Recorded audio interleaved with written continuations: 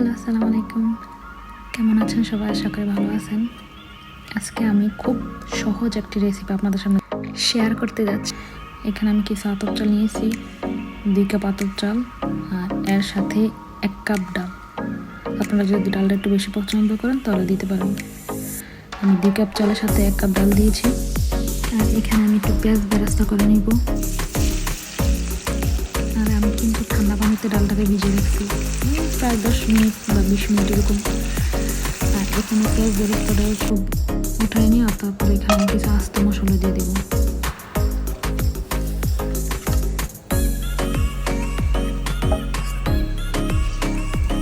তারপর এখানে এখন কিছু পেঁয়াজ অ্যাড করবো। পেঁয়াজটাকে একটু ব্রাউন করে ভেজে নেব, বেশি ভাজা দরকার নেই। আর এটাকে একটু ব্রাউন করার পর এখানে আমি একটু আদা রসুন বাটা দিয়ে দিলাম।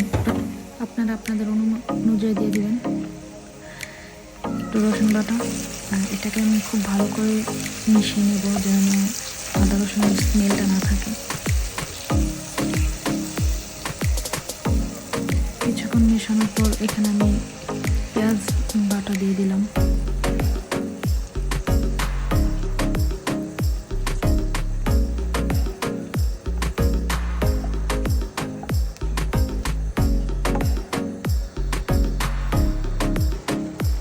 হলুদ গুঁড়া, জিরার গুঁড়া, গরম মশলার গুঁড়া, মরিচের গুঁড়া, তারপর ধনিয়ার গুঁড়া।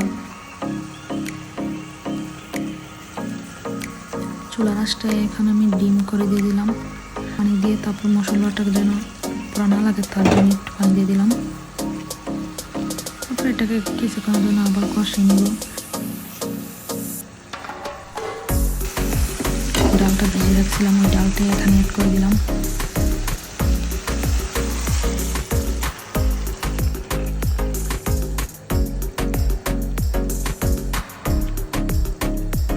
ডালের অনুপাতে লবণ দিলাম।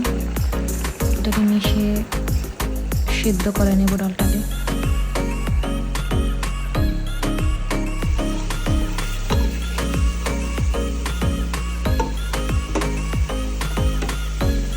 ডালটাকে সিদ্ধ করার জন্য শুধু 1 কাপ পানি দিয়ে দিলাম।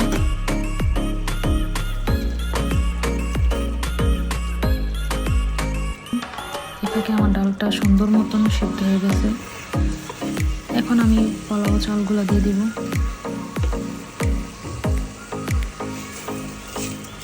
এগুলোকে নেড়ে ছেড়ে মিশিয়ে নিতে হবে।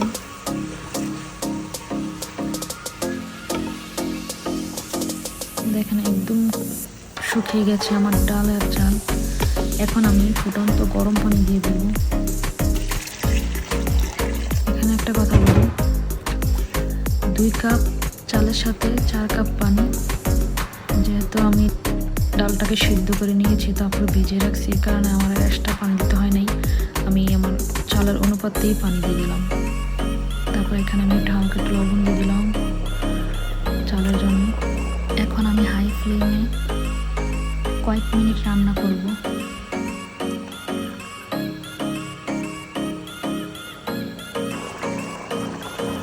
আবার নেড়ে দিতে হবে কারণ নিচে লেগে যেতে পারে।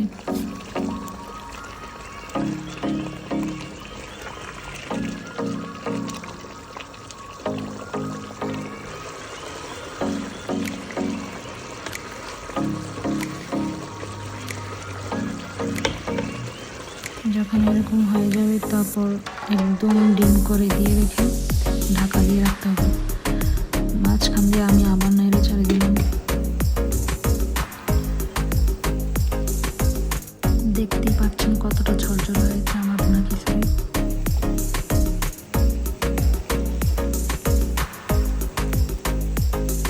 আমি আপনাদের বোঝানোর ক্ষেত্রে হাত দিয়ে দেখে দিচ্ছি চালটা কতটুকু সিদ্ধ হয়েছে।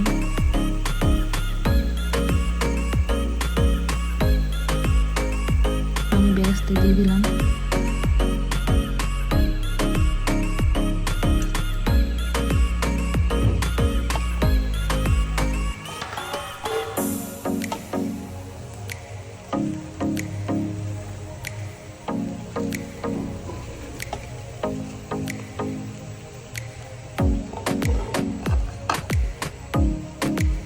এখন আমি ঢাকা দিয়ে আবারও 5 মিনিটের জন্য দমে দিয়ে রাখবো।